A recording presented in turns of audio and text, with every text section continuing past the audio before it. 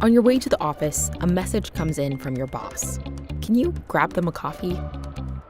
They pay you back in a different app. You go to another app to place an order for pickup, and your mobile wallet needs to be updated. Okay, there. Now, coffee, which took 4 apps to accomplish. But in China, it takes just one, WeChat, a super app. You just don't have to futz around with your phone, remembering different passwords, opening and closing different apps. It just makes it easy. So why isn't there a super app in the US? My idea would be like, how about if we just copy WeChat? Though some apps have multiple functions, creating a super app in the US is the holy grail for some tech CEOs, and for good reason. Take another look at WeChat. The app launched in 2011 as a social media and messaging service.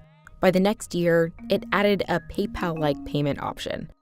And in the following years, it would integrate a slew of other features, including games, shopping, food delivery, healthcare, and mini apps. It really sort of does everything. In some ways, it's a stand-in for the internet itself.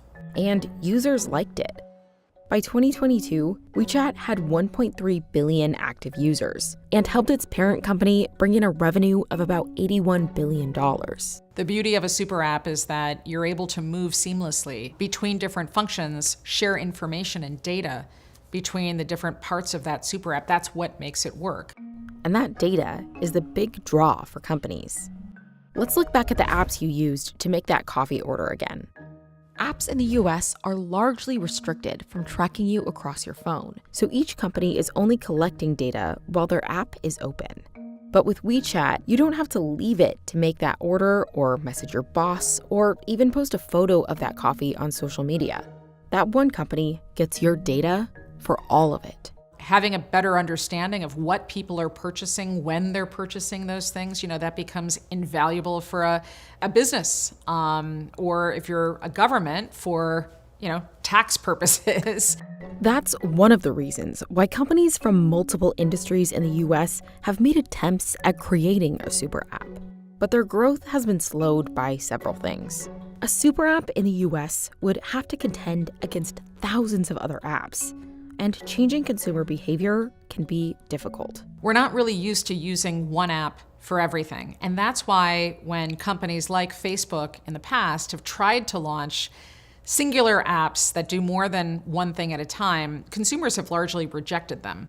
Facebook Messenger said it would simplify its app back in 2018 after adding features like games. Its head at the time said that the app had become too cluttered.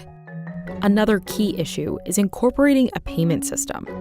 Take Snap, for example. Its payment system SnapCash shut down after 4 years, while apps like Venmo and Zelle were growing. If you can integrate that payment system into a super app, it just makes that app much more sticky. But it also means, in most cases, that you can control the transaction costs. Maybe you're making a better margin in the transaction. And as your user base grows, you start to scale. But integrating that payment system is a big lift in the US. A lot of tech companies aren't also a financial services company right out of the box. It's complicated. There's regulations involved, there's different international rules and things like that. Facebook's attempt at integrating a crypto payment system failed in part because lawmakers and regulators were concerned about payments being used for illicit activity. The Consumer Financial Protection Bureau has cracked down on big tech platforms using payment systems in recent years. And data privacy can also become a concern for consumers and lawmakers. Right now, a lot of people distrust the big tech companies, and the idea of a single tech company like a Meta or an Amazon or a Google offering us an app that really houses so many different things, from online payments to bill management to health records, it is kind of scary to people.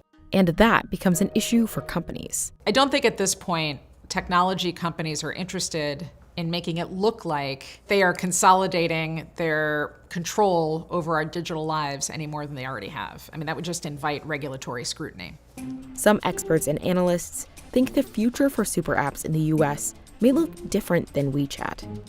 I think the path forward for the super app concept in the United States has more to do with verticals than sort of a one ring to rule them all. So, for example, a single healthcare app might house your medical information, as well as features for making appointments and payments.